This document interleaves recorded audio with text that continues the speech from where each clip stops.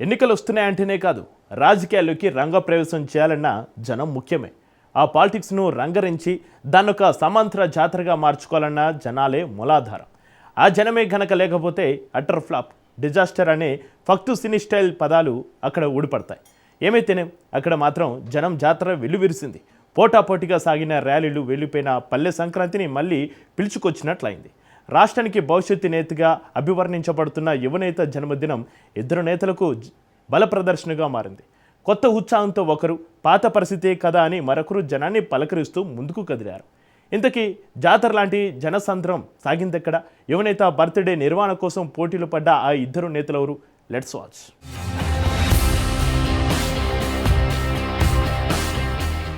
రాజకీయాల్లో ఏ చిన్న కార్యక్రమం జరగాలన్నా జనాన్ని మీటింగులకు తరలించి పెద్ద నాయకులను ప్రసన్నం చేసుకోవడం తప్పనిసరి. ఈ విధానం రాజకీయాల్లో కొత్తేమీ కాదు.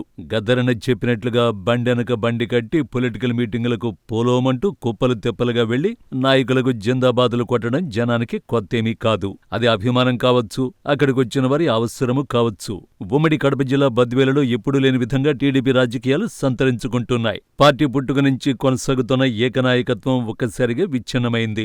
ఇన్నాళ్ళు నివురుగప్పిన నిప్పులా ఉన్న అస్మదీయులంతా బయటకొచ్చి సొంత కుంపటిని రగిలించారు. మంచూరు సూర్యనారాయణ రెడ్డి రూపంలో ఎగిసిపడ్డ అసమ్మతి ఆయన్ను అనతి కాలంలోనే బద్వేలుకు ప్రత్యామ్నాయ లీడర్గా క్యాడర్ మార్చేసింది.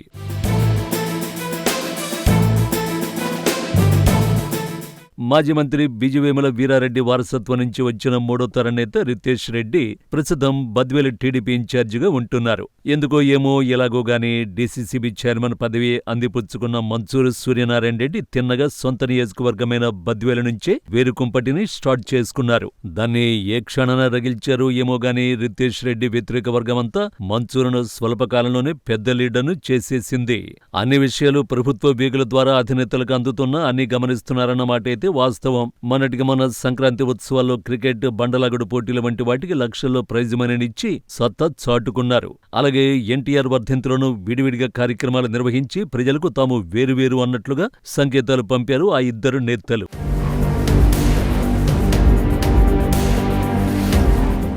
అంతలోనే యువగళం సారథి యువ మంత్రి నారా లోకేష్ బోర్డే రాని వచ్చింది. రాష్ట్ర వ్యాప్తంగా ఈ వేడుకలను ఘనంగా జరుపుకున్నారు పసుపు సైన్యం అంతా ఒక రూట్ అయితే మా రూట్ సెపరేటు అన్న చందంగా బద్వేలులో ఈ జన్మదిన వేడుకలు భిన్నంగా సాగాయి. ఆంధ్ర రాష్ట్రంలో మరెక్కడా జరగని రీతిలో మళ్లీ సంక్రాంతి జాతరను మరపించింది లోకేష్ సంబరం. వాస్తవానికి బద్వేలు కేంద్రంగా సాగాల్సిన బోర్డే ఫంక్షన్ తొలుత సూర్యనారాయణ రెడ్డి వర్గం రాజకీయ కేంద్ర బిందువైన పూర్వమామిళ్లలో చేయాలని భావించింది.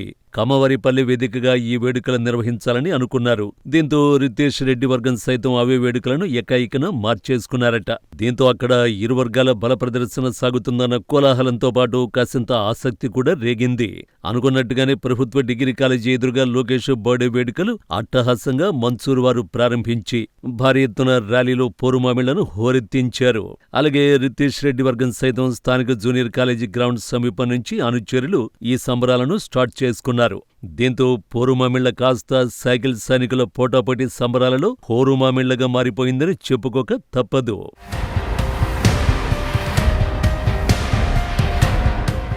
ఇక ఇదే సందర్భంలో బోడీకి ఒకరోజు ముందు రాత్రి స్థానిక మహిళలకు సూర్యనారాయణ రెడ్డి వర్గం భారీగా చీరల పంపిణీ చేసినట్టు సమాచారం. దీన్ని తెలుసుకున్న రితేష్ రెడ్డి వర్గం సైతం తెల్లారి మహిళామణులకు అదే చీరల పంపిణీ చేసినట్టుగా తెలుస్తోంది. ఇద్దరు నేతలు పోటాపోటీగా భారీ కేకులు కట్ చేసి యువనేతకు పెద్ద ఎత్తున గ్రీటింగ్స్ తెలుపుకున్నారు. ఆ తర్వాత చికెన్, మటన్లతో కూడిన ఘనమైన అన్నదాన ప్రక్రియను సైతం ఇరు వర్గాలు కానిచ్చేసే. ఇలా బద్వేలు రాజకీయం పోరుమామిళ్ల కేంద్రంగా హోరెత్తింది. వాస్తవానికి ఈ వేడుకలను స్థానికంగా ఉంటున్న ఇరు వర్గాల నేతలు ప్రధాన నాయకులకు చేయూతనిచ్చారు. సూర్యనారాయణ రెడ్డి వెంట మండల టీడీపీ అధ్యక్షుడు భైరవ ప్రసాద్, చెరుకూరి రవినాయుడు తదితరులు ఉండి ప్రోత్సాహాన్ని అందించారు. అలాగే రితేష్ రెడ్డికి రోడ్ సేఫ్టీ కార్పొరేషన్ డైరెక్టర్ రంతు, వైసీపీ నుంచి టీడీపీలోకి వచ్చిన ఎంపీటీసీ కల్వకురి రమణ నేతృత్వం వహించారు. ఇక కార్యకర్తలైతే సరే అభిమానం కొద్దీ అవసరాలు భర్తీ చేసుకోవడం విశేషం.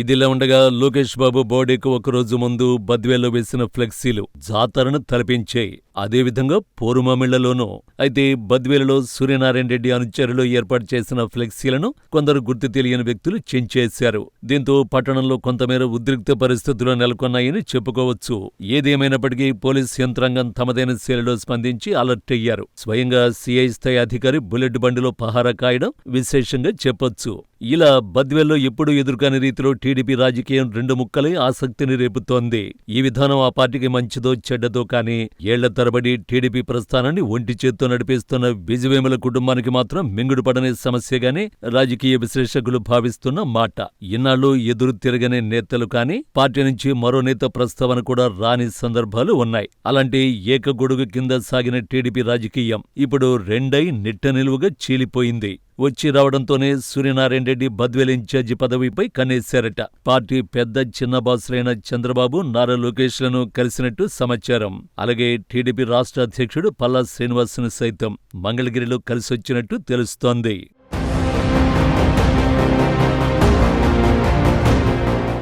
ఇదిలా ఉండగా వరుస అపజయాల పరంపరలో కొట్టుమిట్టాడుతున్న బద్వేలు రాజకీయంపై అధిష్టానం సైతం ప్రత్యేక దృష్టిని సారించినట్టు తెలుస్తోంది. అక్కడ ఎదురవుతున్న దుష్ఫలితాలపై సైతం ఆరా తీస్తున్నట్టు సమాచారం. వచ్చే స్థానిక ఎన్నికల సమరానికి ముందే అధిష్టానం ఏ నిర్ణయం తీసుకుంటుందో అన్న టెన్షన్ కార్యకర్తల్లో ఉందనేది మాత్రం వాస్తవం. ఏది ఏమైనప్పటికీ బద్వేలలో సాగుతున్న టీడీపీ బల ప్రదర్శనలో నెగ్గేదెవరో తగ్గేదెవరో అధిష్టానమే తేల్చాల్సిన అసలు అంశం. ఆ నిర్ణయం వచ్చేదాకా అయితే ప్రతి సందర్భంలోనూ ఇదే రకమైన పోటీ పరిస్థితులు కొనసాగే అవకాశాలుంటాయి.